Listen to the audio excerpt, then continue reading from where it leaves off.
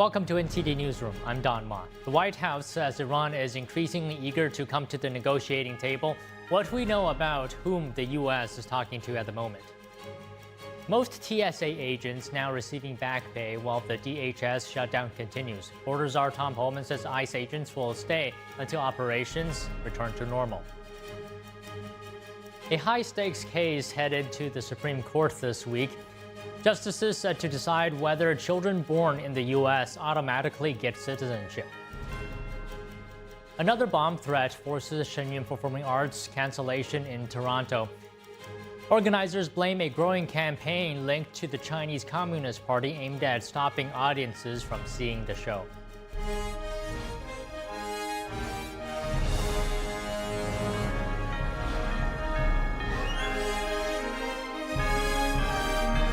This is NTD Newsroom, live from our global headquarters in New York City. Good afternoon, and thank you for joining us today. Our first story, President Trump giving updates about Operation Epic Fury. He says negotiations with Iran are going well, and they've agreed to let some ships pass through the Strait of Hormuz. Here's more. President Trump says talks with Iran are going very well. The president telling reporters aboard Air Force One the U.S. is negotiating directly and indirectly.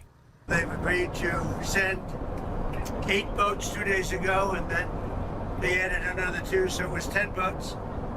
And now today they gave us as a tribute, I don't know, I can't define it exactly, but they gave us, I think out of a sign of respect, 20 boats of oil, big boats of oil, going through the Hormuz Strait, and that's taking place starting tomorrow morning.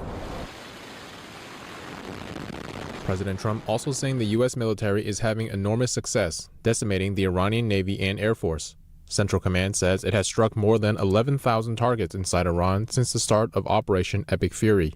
This weekend, the amphibious assault ship USS Tripoli arrived in the region carrying U.S. sailors and Marines. So far, no American or Israeli troops have been deployed on the ground. The Speaker of the Iranian regime's parliament saying the U.S. and its allies in the region would face retaliation in the event of a ground assault. Israel says over the past day it has sent more than 150 fighter jets to strike Iranian targets, including weapons development sites and military research facilities. Pakistan, meanwhile, announcing it will soon host talks between the U.S. and Iran. Pakistani officials have said their public effort follows weeks of diplomacy behind the scenes. There's been no immediate word from Washington or Tehran. The U.S. Embassy in Iraq issuing a new security alert. It's warning Iran-backed terrorist militias may try to target the American universities in the country. It comes after Iran threatened to target American universities across the Middle East. The notice says Iran-aligned terrorist militias have conducted widespread attacks on U.S. citizens throughout Iraq and urges citizens to leave the country immediately. It adds that the Iraqi government has not prevented terrorist attacks against the United States and regional countries from Iraqi territory. Airspace is currently closed over Iraq, the embassy directing U.S. citizens to use land border crossings with Jordan, Kuwait, Saudi Arabia, and Turkey. Treasury Secretary Scott Bessent saying the global oil market is well supplied, with more boats traveling through the Strait of Hormuz. Here's the Secretary on Fox News this morning. The market is well supplied, and we are seeing more and more ships go through on a daily basis as individual countries cut deals with the Iranian regime for the time being. But over time, the U.S. is going to retake control of the straits. Any supply is helpful, and we want to get back to normal. Bessent's comments came as President Donald Trump issued another warning to Iran. On a Truth Social post this morning, the president says Washington is in, quote, serious discussions with Iran's more reasonable regime, urging Tehran's new leaders to reach an agreement and reopen the Strait of Hormuz or risk U.S. attacks on its energy infrastructure, along with possible strikes against its water desalination plants. Trump writes, if for any reason a deal is not shortly reached, which it probably will be, and if the Hormuz Strait is not immediately open for business, we will conclude our lovely stay in Iran by blowing up and completely obliterating all of their electric generating plants, oil wells, and Karg Island, and possibly all desalination plants.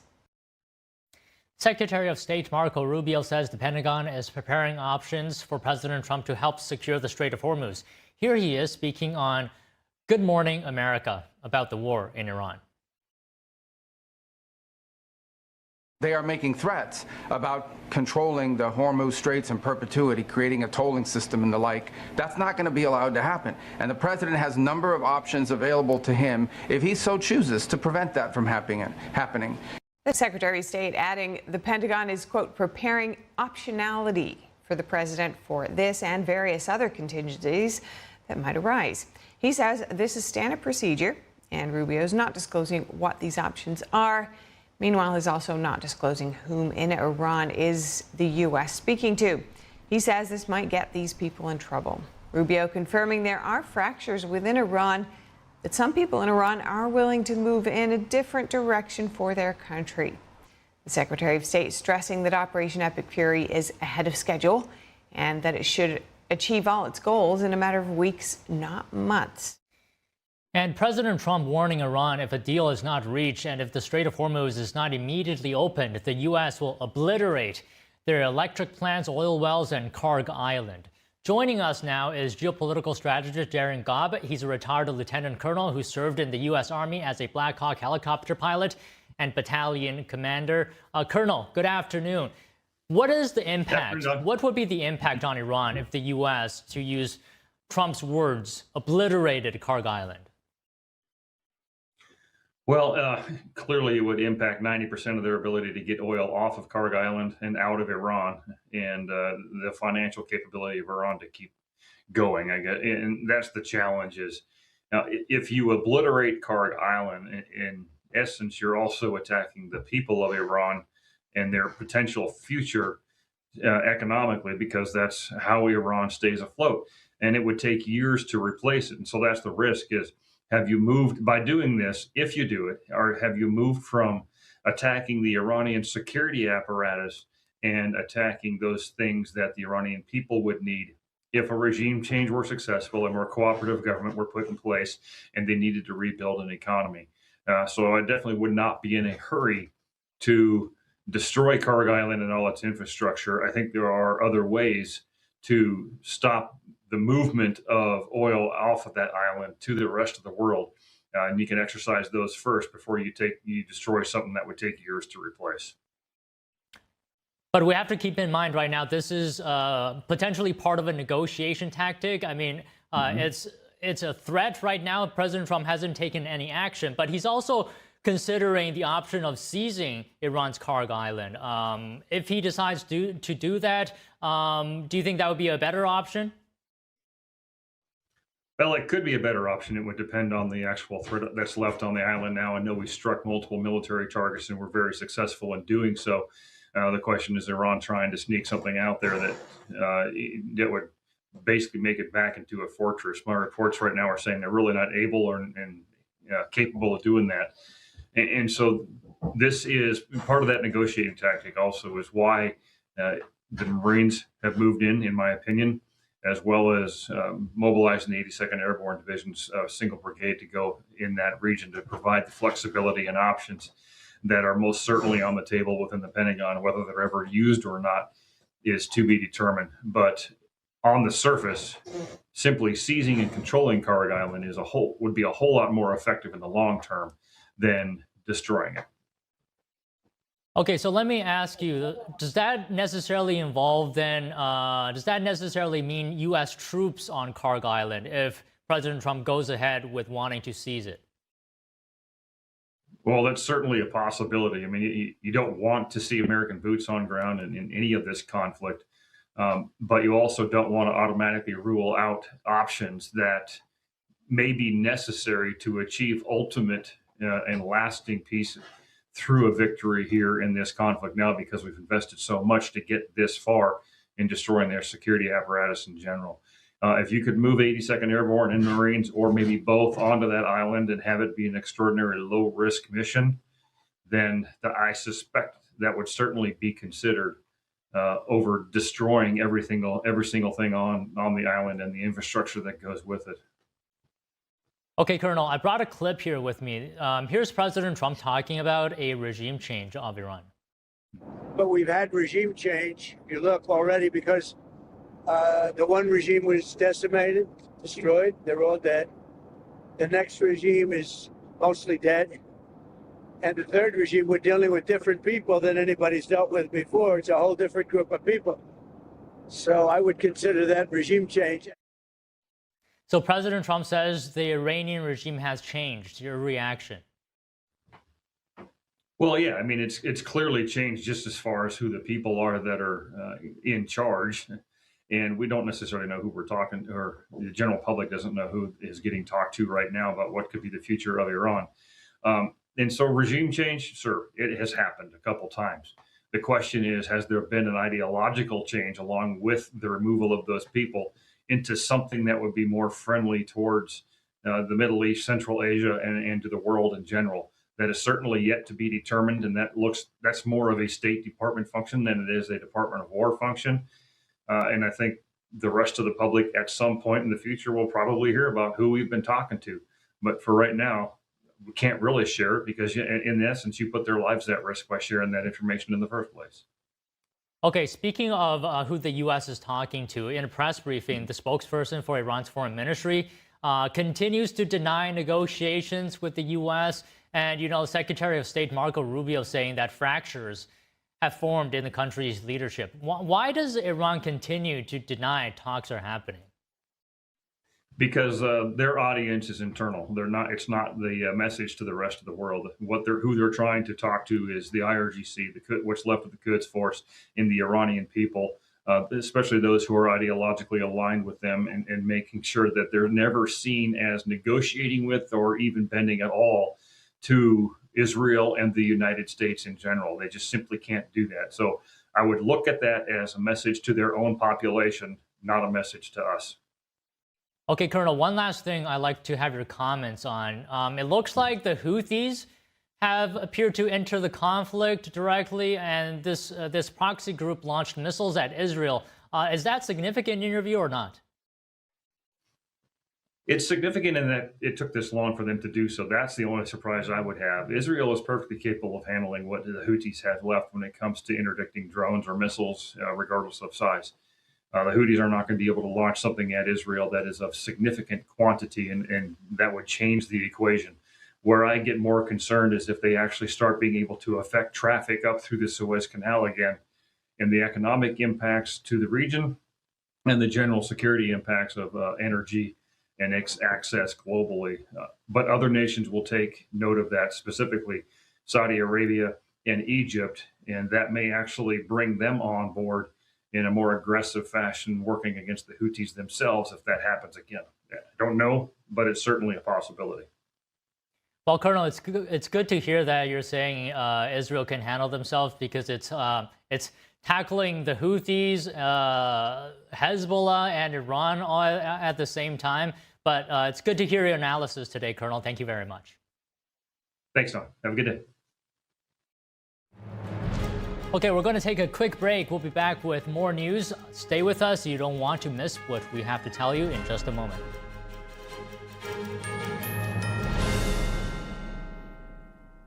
The 8th NTD International Piano Competition welcomes distinguished pianists from around the world, celebrating the depth, discipline, and expressive power of the Baroque, classical, and romantic repertoire. September 1st through the 5th, 2026, New York City. Apply at piano.ntdtv.com, honoring the timeless tradition of the piano. What if kids in America didn't have to go to bed hungry tonight? What if our moms, dads, and grandparents could put healthy food on the table every day to help us grow strong? What if all of our friends and neighbors had fresh food too, and there was no hunger at all in America? And what if there was a way today for you to help? Call now or go online to helpfeedingamerica.org and give $19 a month, just 63 cents a day. So many of us don't have enough food to eat, but your monthly gift means families across the country and in your community can fill plates with food. Kids can get healthy meals year-round, even when school's out, and our neighbors can have fresh food. food that moms, dads, entire families need to thrive. But right now, more people are facing hunger. Feeding America works from coast to coast with partner food banks, food pantries, and meal programs. It takes all of us to make that happen. Will you help too? Please call the number on your screen or go online to helpfeedingamerica.org and give just $19 a month. And we'll send you this free canvas grocery bag. It's our way of saying thank you for helping to end hunger for our neighbors. Because no kid, no mom or dad, nobody should go hungry in America. Nobody. So what if today was the day you could help nourish futures for our friends, our families, for all of us? Ending hunger is possible. What if we end it together? Call or give online today at helpfeedingamerica.org and your gift can be doubled. Thank you. Even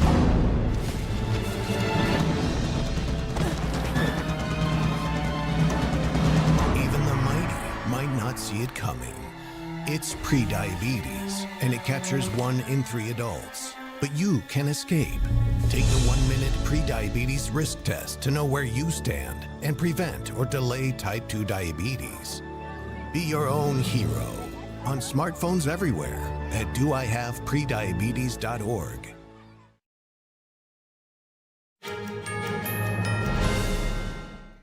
Fighter jets scrambled after a civilian plane entered restricted airspace near President Trump's Mar-a-Lago estate. Officials say the aircraft flew into a temporary flight-restricted zone yesterday. NORAD says flares were deployed to get the pilot's attention.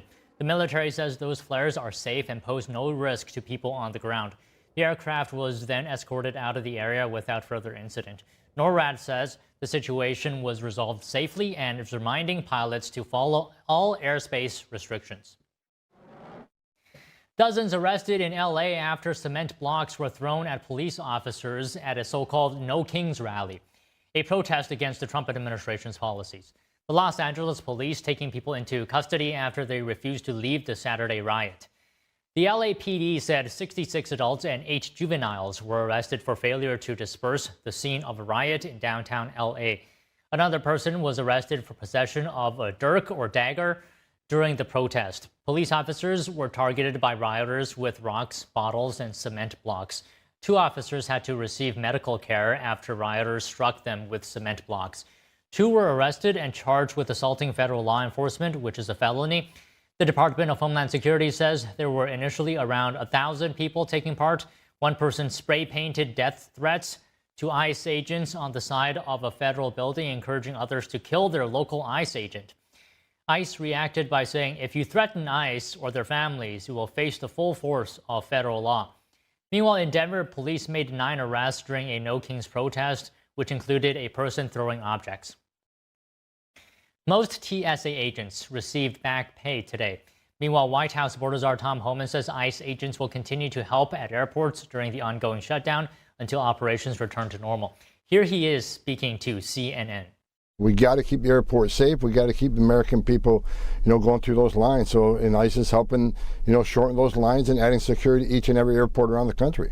And look, I've been on Capitol Hill talking to both sides, and bottom lines, they want changes in ICE tactics. They want changes in policies. But why can't they continue these discussions and open the Department of Homeland Security while we do that? They're holding the department hostage because they don't like what ICE is doing. And ICE is enforcing the laws they enacted. If they don't like what ICE is doing, then change the law. That's your job. The help from ICE comes as TSA workers face financial strains from missed paychecks during the shutdown. The partial shutdown of the Department of Homeland Security began back in mid-February. It's led to long lines and staffing shortages at airports across the country. And it appears there's no end in sight to the partial government shutdown, which is now officially the longest in history. A series of late-night votes on Capitol Hill last weekend showed sharp divisions between the House and Senate. Now some are calling for new Senate leadership. NTD's Melina Weisskopf has the latest from Washington, D.C. Funding for the Department of Homeland Security in limbo after senators cut an overnight deal and left town for the Easter recess. The stereotype of Congress is, and it's well deserved, is that we pass stuff in the dark of night because we don't have any guts, and that's clearly what's shown in the Senate leadership. I think they need to get some new leadership over there, in my opinion. House lawmakers rejected the Senate's late-night deal, instead passing a short-term measure. It would fund the entire DHS for the next 8 weeks. We're not going to split apart two of the most important agencies in the government and leave them hanging like that. We just couldn't do it. Senate Democrats immediately shot down the plan, saying it's dead on arrival in their chamber. And it is unconscionable to me that the Democrats would force some sort of negotiation at 3 o'clock in the morning and try to hoist this upon the American people and then get on their jets and go home for their holiday. The president has sided with House Republicans, calling the Senate deal to delay ICE funding inappropriate. Fired when the Senate passed the DHS funding bill? It's a shame. They should really just go to a filibuster. They should terminate the filibuster. And they should vote. That's what I think. Look, I think the Senate is playing it too soft. Senator Mike Lee now calling for the president to use his constitutional authority to force senators to reconvene. In a post writing, interrupting their recess and forcing them to debate DHS funding on the Senate floor would apply pressure. We can't reward unprecedented obstruction with 2-week recesses. At the center of the stalemate is a disagreement over ICE policy. Democrats previously rejected the White House's proposal, which met most of their demands, except for the removal of agents' masks and judicial warrant requirements. What we want to see is ICE conducting themselves like every other cop, police officer, and law enforcement agency in the country. Republicans have drawn a line on these two issues, insisting that masks protect agents from doxing and judicial warrants would bog down enforcement operations.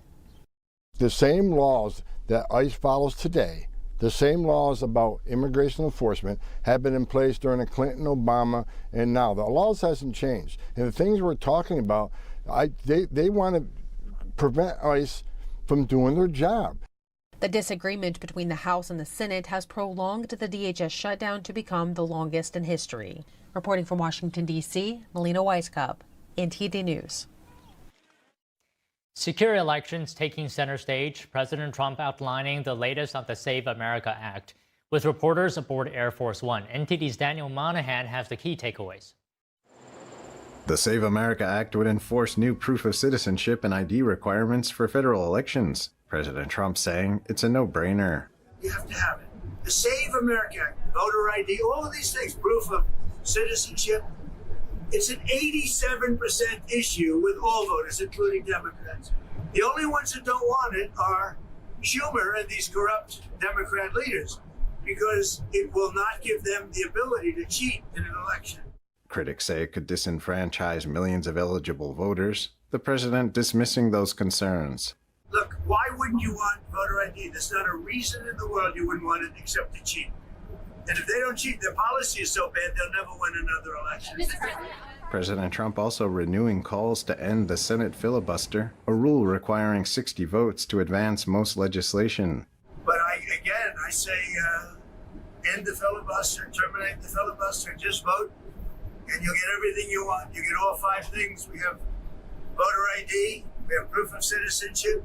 It's so important. Mail-in ballots have to be stopped. There would be exceptions for those in the military, the sick or disabled, or those who are traveling. The bill also addresses cross-sex procedures for minors and women's sports. We don't want men playing in women's sports. The Democrats do.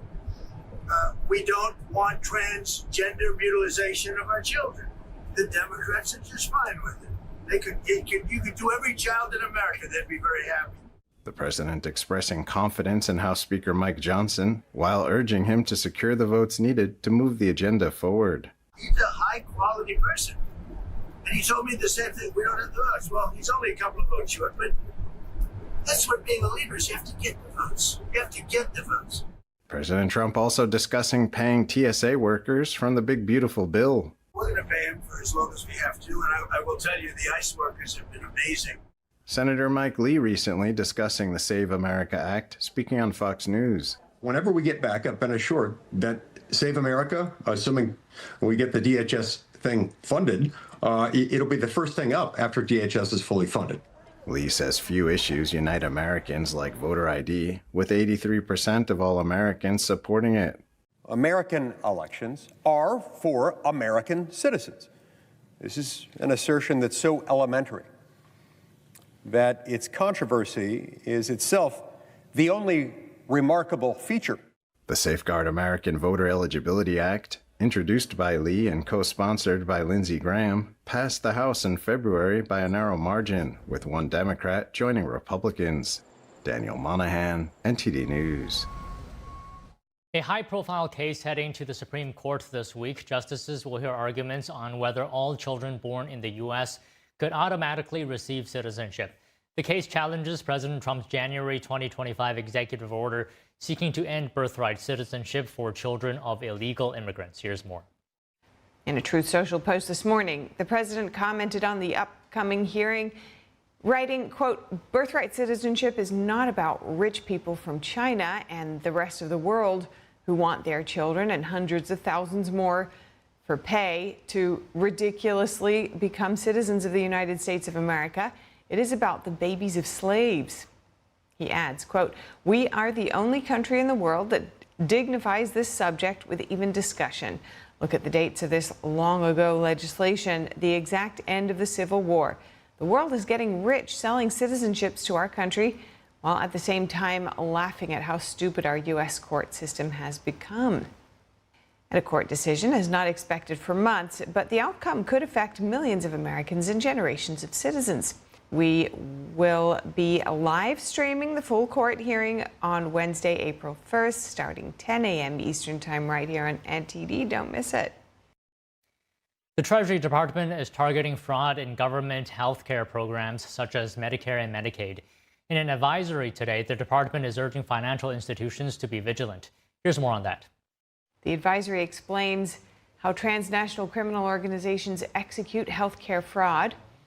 It says such organizations register health care providers in the U.S. using foreigners, obtain the names of beneficiaries illicitly, then file false and fraudulent claims for reimbursement. It says these schemes usually involve financial insiders as well as complicit medical professionals who receive kickbacks and bribes. The Treasury Advisory highlights money laundering red flags to help financial institutions identify and report suspicious activity. Secretary of the Treasury Scott Bessent says, quote, "Treasury will continue to find and disrupt fraud schemes wherever they exist, and we will work with our law enforcement partners to hold perpetrators accountable." The Justice Department is suing Minnesota over policies that allow boys to compete in girls' sports. The DOJ accuses the State Departments of Education and High School Sports League of violating Title IX. According to the complaint, Minnesota has engaged in sex-based discrimination by requiring girls to compete against boys in athletic competitions. The lawsuit also accused the state of allowing boys to access girls' locker rooms and bathrooms. Title IX prohibits sex-based discrimination in any education program or activity that receives federal funding. According to the DOJ, Minnesota's Education Department receives more than $3 billion of federal money annually. In a post on X, Attorney General Pam Bondi said, quote, "This DOJ acknowledges biological reality, and we refuse to let high school girls be subjected to this treatment." Bondi continued, quote, "It's not only unfair, it's deeply inappropriate and dangerous." Energy shortages could hit Europe by next month, says Shell's CEO. We talked to a European economist about this after the break. Stay with us.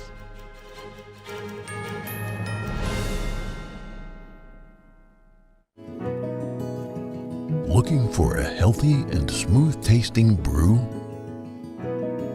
Drop by Days Coffee Roasters today and explore our wide selection of specialty-grade, small-batch roasted coffee. Home to North America's first enzyme-fermented coffee, we source a wide selection of specialty-grade coffee beans from around the world, and our baristas are ready to craft your customized brew. Visit Days Coffee at 28 North Street, Middletown, New York. Come experience a brew like no other.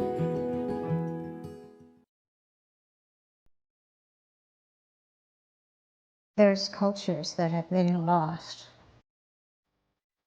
But this culture hasn't been.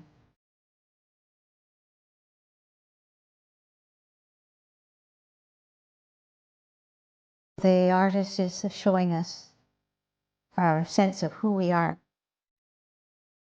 where we came from.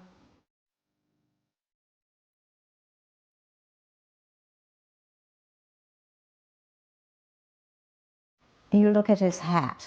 His hat is knitted probably by a man, because a man traditionally knitted the hats. That hat tells you the story of who this person is, what his place in the culture is, the animals around him. Everything's all contained in the messages in the hat. And the tool that he's carrying over his shoulder. This is a centuries-old tool that has been able to rework the mountains. Those traditions are invaluable, and if we don't honor those traditions, then we're rootless. The artist is showing us the value of maintaining our culture and respecting our culture.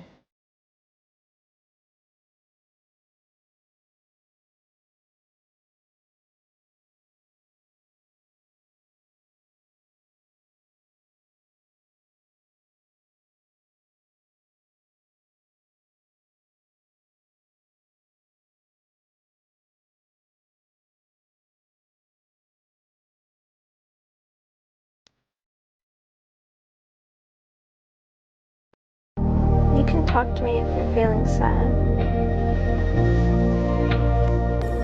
Thanks for hearing me out, bro. Whenever you need to talk, I'm here, okay?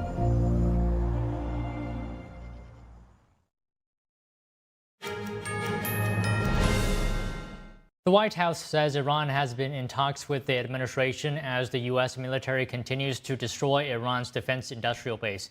Here's Press Secretary Caroline Leavitt earlier today.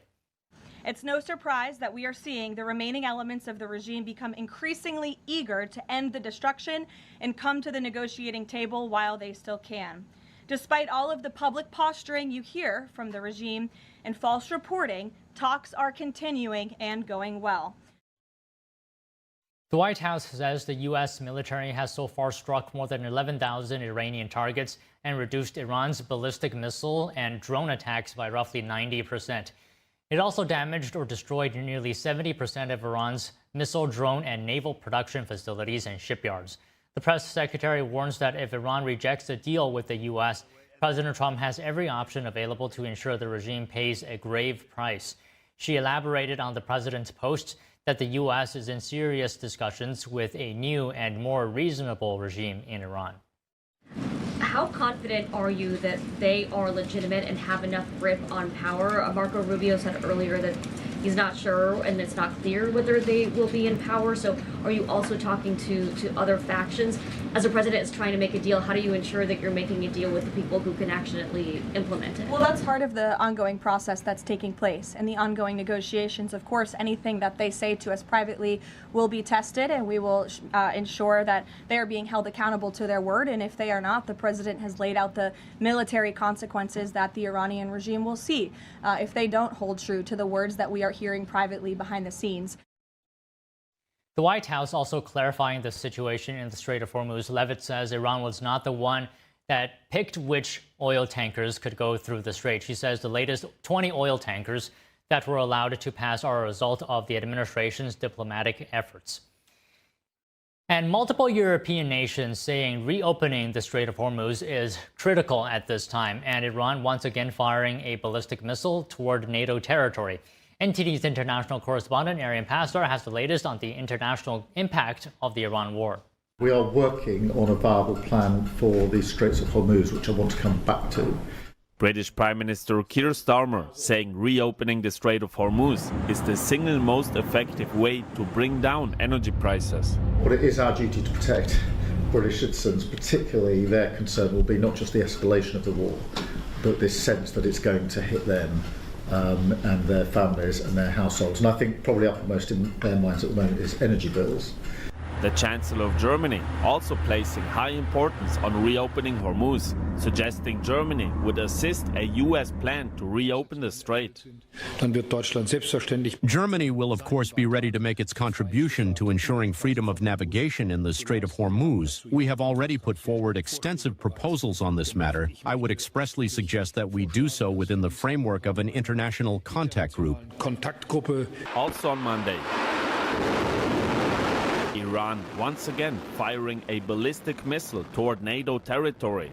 A spokesperson for the Western Alliance saying NATO again successfully intercepted the missile heading to Turkey. The spokesperson added that NATO is prepared for such threats and will do what is necessary to defend its allies. All flight plans that involved actions related to the operation in Iran were rejected, every single one of them, including those of refueling aircraft. NTD sister media, the Epoch Times, received a White House statement on the matter. The White House says the US is meeting all of its goals in Iran and does not need help from Spain or anyone else. Arian Pastar, NTD News. Energy shortages could hit Europe by next month. This is according to Shell's CEO. Joining us now to talk about the impact of the Iran war on Europe is Daniel Lacalle, chief economist at Tressis Hedge Fund, international financial analyst, and author of the book Freedom or Equality. Daniel, always good to see you. Hope you had a great weekend. So I just want to ask you, what has been the Iran war's impact, the main impact in Europe in terms of energy? The biggest impact on the European economy comes from the increase in natural gas bills and power price bills. We have seen how European natural gas prices have soared by 55%, not reached the levels of 2022 yet, but unfortunately, this is happening in a period in which the European Union should be injecting for the winter season. No? So the impact is quite severe. You can see, for example, how the European Central Bank has almost doubled its inflation expectations for the Eurozone for 2026 and has slashed the economic growth expectations in a European Union that, as everybody knows, is not in a particular good shape in terms of growth. It was actually almost escaping recession in the latest projections. So the OECD, the ECB, and independent analysts all see the risk of stagnation with rising inflation and obviously hitting consumers in a very tough moment in which consumers are already burdened by the elevated levels of inflation that have been accumulated throughout the past 5 years. So Daniel, you say Europeans are paying for higher energy prices. Can you compare those prices with what Americans are paying, and why is there a difference? Yeah, every time I speak with my fellow Americans, I get very envious when they complain about gasoline prices. The average gasoline price in the United States is about $3.8 a gallon. In the European Union, the average is about $5.7 a gallon. But that's not even close to what you can see in many countries in which it can reach to $7.5, $8.5 a gallon, like Denmark, like other countries in the euro area. What is the big difference? The big difference is the enormity of taxes. We have a chain of taxes on hydrocarbons that are making the industry uncompetitive. Industries in Europe pay around 6 times what industries in the United States pay for natural gas and for gasoline. So what we are seeing, for example, is a very large chain of different taxes. At the level of the commodity, we have the CO2 tax. On top of that, we have the tariffs. And on top of that, we have the VAT and the hydrocarbon tax and the so-called green taxes on different elements. So all of those are stacked together, making almost 50%. Actually, in some cases, up to 60% of the price of gasoline paid in taxes and levies. So that is the big problem. The big problem is that what Europe did was to implement what Gavin Newsom wanted to implement in the United States, and Kamala Harris was announcing that was her policy in terms of energy, which was very large carbon taxes and hydrocarbon taxes, which basically make gasoline prices rise very fast when the commodity rises. And this is the key, because taxes are changed, and some are percentage of the price and others are per gallon or per liter. What happens is that when commodity prices rise, the gasoline prices that consumers pay go through the roof. But what's interesting is that when commodity prices fall, the gasoline price the consumer pays doesn't fall as rapidly, and certainly not as much. So it's a monster taxation machine. The energy sector in the European Union has been taxed to obliteration. And what we have seen, obviously, is stagnation, reduction in manufacturing, and loss of jobs. So what I gather is that these taxes, the hydrocarbon tax, the CO2 taxes, part of Europe's green energy tax policies. That's what I gather here. So I saw a Reuters article today, and I found it very interesting. So it said that Germany's economy and energy minister said the EU's energy transition over the past 2 decades had produced higher systemic costs.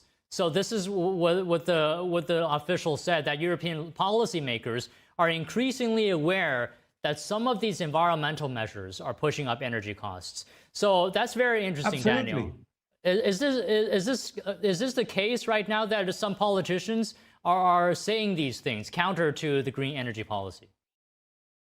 Absolutely. We have seen for the first time in years how Ursula von der Leyen, the president of the European Commission, said that the decommissioning of nuclear plants was a big mistake. We have also seen the energy minister in Germany saying that they may have to go back to increasing coal power generation in order to address the risk of supply, security of supply. All these things have proven that the so-called green policies have only made a very big dent on the industrial fabric of the European Union. And furthermore, they have not been green at all, because let's remember that the European Union continues to be the largest importer of Russian gas by pipe and also by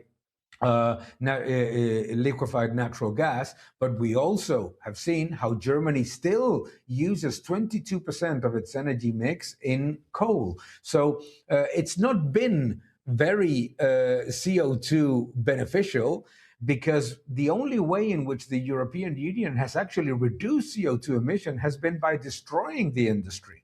So as the official said in Germany, and we are hearing more and more voices from Meloni to other officials in the European Union, these wrongly called green policies were basically massive taxation policies that ended obliterating industry and have created a very weak productive and manufacturing economy. And it's a dreadful position. So I think that what at least is good is that what we see is that a few of these officials are starting to turn and are starting to show that, for example, the CO2 tax makes no sense. The European Union is 9% of global CO2 emissions, and 100% of the cost makes absolutely no sense. And again, I come to the point, it's only driven manufacturing and industry away from the European Union, destroyed jobs, created economic stagnation, and driven power prices to levels that Americans would not even think about. I mean, an average household in Europe pays up to 6 times more for electricity and natural gas than in the United States. And the average is 2 and 3 times as much electricity and natural gas.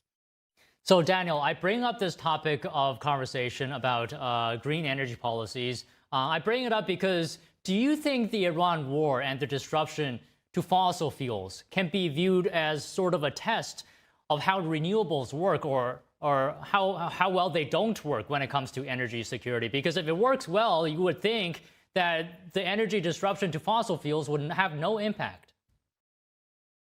Absolutely. This is what makes no sense, is that everybody is saying that the European Union made a wonderful bet on renewables, and at the same time, we're seeing that it's the most negatively impacted, both in inflation and in growth from the changing commodity prices. Why? Because renewables are volatile and intermittent, which makes you more dependent on natural gas, and as we have seen in Germany, coal, in periods in which you have to fulfill security of supply and peak demand. So the alleged success of having a lot of renewables, which are perfectly acceptable, there's nothing bad about renewables, is the problem is the ideologization of energy that we have seen in the European Union. Is that what we need to understand is that energy policy must comply with the principles of competitiveness, affordability, and security of supply. And the European Union has forgotten the three of them. So renewables are great, but they're only great if you have enough nuclear, enough hydro, enough natural gas, and enough oil in order to guarantee the security of supply required for transport, for energy, primary energy, and also for, obviously, for electricity generation. All these things are very important. Obviously, as you very well said, if those elements of policy would have been successful, today what we would be seeing is that the European Union would be facing lower inflation and higher growth than the United States. And it's the opposite. And what's really important, and the lesson here, is that for global energy needs and for security of supply, energy policy must count with every technology, and that eliminating technologies is a luxury that only bureaucrats can afford. Okay, Daniel, just one final question here. Do you think the European Union, European countries have reached a point now, more than ever, that they have to make a choice between climate agenda policies and energy security? I think that they don't have to choose, because what we know so far is that the so-called green energy policies were not green. That is the key thing. The key thing to understand here is that if you really want to be green and to care about the environment, what you need to do is to bet on technology, on competition, and on security of supply. That's the way to do it, not by destroying the industry and creating a PowerPoint type of energy policy. Therefore, I think that we are seeing in France, in Germany, in Italy, a big change in politicians. Politicians are starting to talk about the mistakes made, are starting to talk about the importance of guaranteeing supply instead of fixating policy on a very ideological and radical view of climate that has absolutely nothing to do with protecting the environment. And this is the key factor, is that after hundreds of billions of subsidies, what we are seeing in Germany is that the Germans are talking about adding more coal to the energy mix, that after hundreds of billions of subsidies, we are seeing that everybody is saying, oh, we made a mistake by shutting down nuclear. The problem is that politicians should not dictate energy policy based on radical ideologies. And unfortunately, in the European Union, activists dictated energy policy, and now that has led to destruction of jobs, destruction of industry, and stagnation. You know, Daniel, when it comes to green energy, I always like to point to this example that China is a significant producer of, whether we're talking about windmills or solar panels, but it continues to use coal. Okay, Daniel, Absolutely. Good to speak with you. Yeah. Good to speak with you today, and have a great week. Same to you. Thank you. Bye-bye. An oil tanker from Russia has arrived in Cuba amid the U.S. blockage. President Trump has approved the relief for the people of Cuba. Here's more.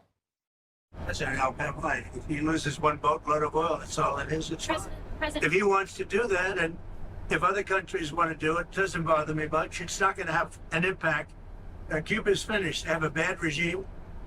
They have very bad and corrupt leadership. And whether or not they get a boat of oil, it's not going to matter. I'd prefer letting it in, whether it's Russia or anybody else, because the people need and cooling and all of the other things that you need. The Russian oil tanker is carrying 100,000 metric tons of crude oil, and the Trump administration has effectively cut Cuba off from key oil shipments. The country's president says fuel shortages have dragged on for months, forcing strict rationing and worsening a nationwide energy crisis. The situation intensified after the removal of Venezuelan leader Nicolas Maduro in January, cutting off a key source of subsidized oil to the island. Trump says the communist island will fall within a short period of time, saying the U.S. will be there to help it out. The president saying, quote, Cuba is going to be next. The United States reopening its embassy in Caracas, Venezuela. The move following the restoration of full diplomatic relations between the two countries. The embassy had been closed for 7 years. The State Department says normal operations resumed today. A small team of U.S. diplomats had already been working in Caracas for over a month. Officials say the move is part of a broader plan for Venezuela. The State Department calling it a key milestone. Meanwhile, a federal judge is hearing arguments today in a dispute between the Pentagon and major news organizations. The focus of the hearing is on press access and constitutional protections. Here's more. District Judge Paul Friedman is considering a request from the New York Times to enforce a prior ruling that ordered the War Department to restore journalists' access to the Pentagon. The case stems from a policy introduced under War Secretary Pete Hegseth, warning that reporters could lose credentials if they sought classified information from unauthorized sources. In March, the court found parts of that policy violated constitutional protections for news gathering and due process and ordered press credentials reinstated. The Times now says the Pentagon has not complied, pointing to a revised policy that still limits access and imposes new restrictions. The Pentagon disputes that claim, saying it has addressed the court's concerns.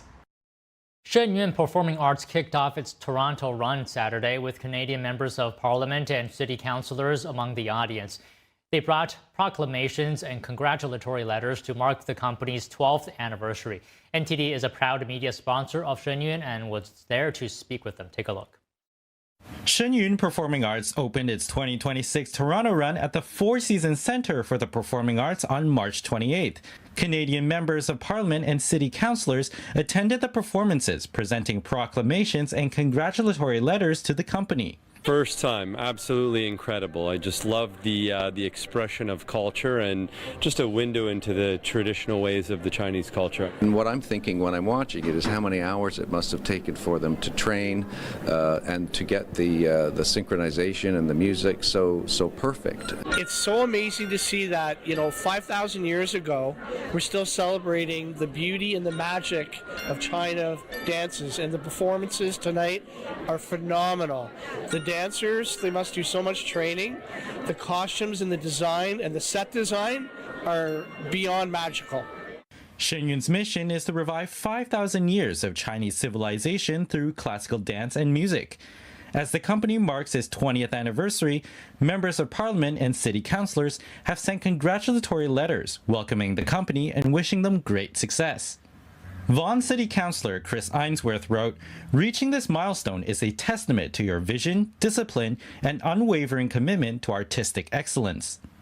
Member of Parliament Michael Guillermin wrote, "Shen Yun revives traditions once nearly lost, offering audiences a glimpse into a world where harmony between heaven, earth, and humanity is cherished."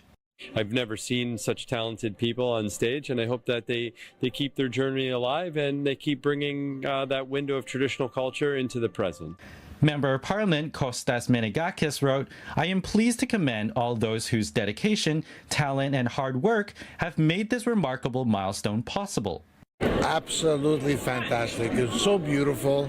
The music was amazing. The dancing was amazing. The old artistry, the singing, the costumes, colorful. Such a beautiful, beautiful display of the beautiful Chinese culture. Member of Parliament Amarjit Gill wrote, "Your dedication to preserving and sharing traditional art has fostered greater appreciation for cultural expression and storytelling through the performing arts." Member of Parliament Anna Roberts called the anniversary a true testament to your magnificent performances year after year, displaying over 5,000 years of traditional Chinese culture through music, dance, and storytelling. I think for the 20th anniversary, I am so proud to be here again. Member of Parliament Rhonda Kirkland wrote, "Your dance continues to keep the legacy of classical Chinese culture alive and inspiring." Based in New York, Shen Yun has toured the world since 2006 and has grown to 8 companies performing simultaneously.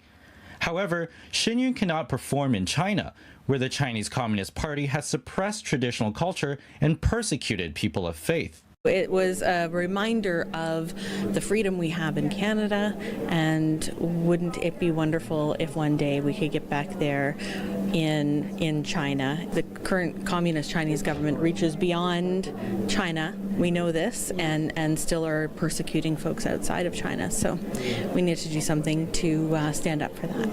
Unfortunately, those kind of situations, political situations, should not interfere with providing the community and the countries of your culture. If you don't display your culture, then people don't learn. So that explains one thing. Nothing can stop them from enjoying your culture, your storytelling, and the performance. So it doesn't matter what they do. People will come to the show. My thought again is that, we need to have free expression. We need to be able to speak our minds. And this is a performance you can come and see where that is actually happening.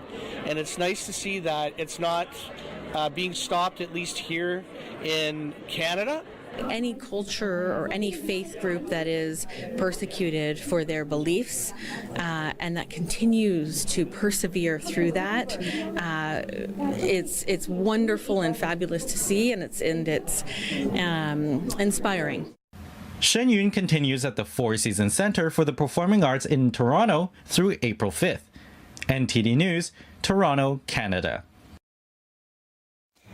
The military intercepts a civilian aircraft near President Trump's Mar-a-Lago estate. More in just a moment on NTD Newsroom.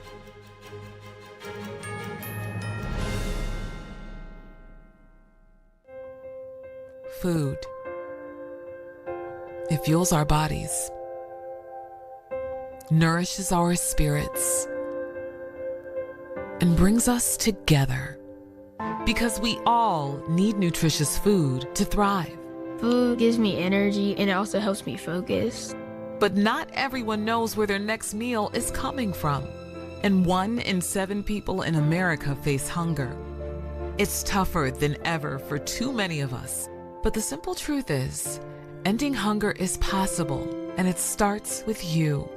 Call or go online to helpfeedingamerica.org and give $19 a month, just 63 cents a day, to help families in your community facing hunger. Feeding America works from coast to coast with partner food banks, food pantries, and meal programs.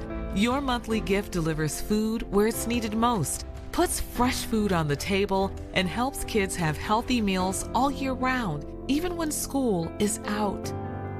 You can see the difference with the kids when they're full. Food is everything. Please call the number on your screen or go online to helpfeedingamerica.org. Give $19 a month. Your first gift can double an impact. And we'll send you this free canvas grocery bag as a reminder of how you're helping to end hunger for good. When it comes down to it, it's about taking care of your family first and the loved ones that you need to provide for. Food donations help me tremendously, and I'm very grateful for the food bank. I have hope. The simple truth is, ending hunger in America is possible. You can help make it happen. The need is urgent. Call or go online now to helpfeedingamerica.org, and your gift can double in impact. You are not hidden. There's never been a moment you were forgotten. You are not hopeless. Though you have On streets across America, homeless young people are cold, abused, in danger. Covenant House is helping young people with nowhere else to turn. Please call or go online now with your gift of $19 a month. You'll help provide hot meals, safe shelter, medical care, and love We'll send you this comforting blanket as a reminder of the love you're showing a young person this holiday season.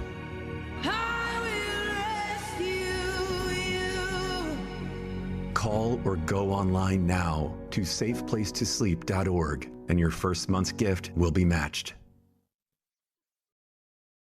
NTD News, the fastest growing independent news source in America, bringing you breaking news from around.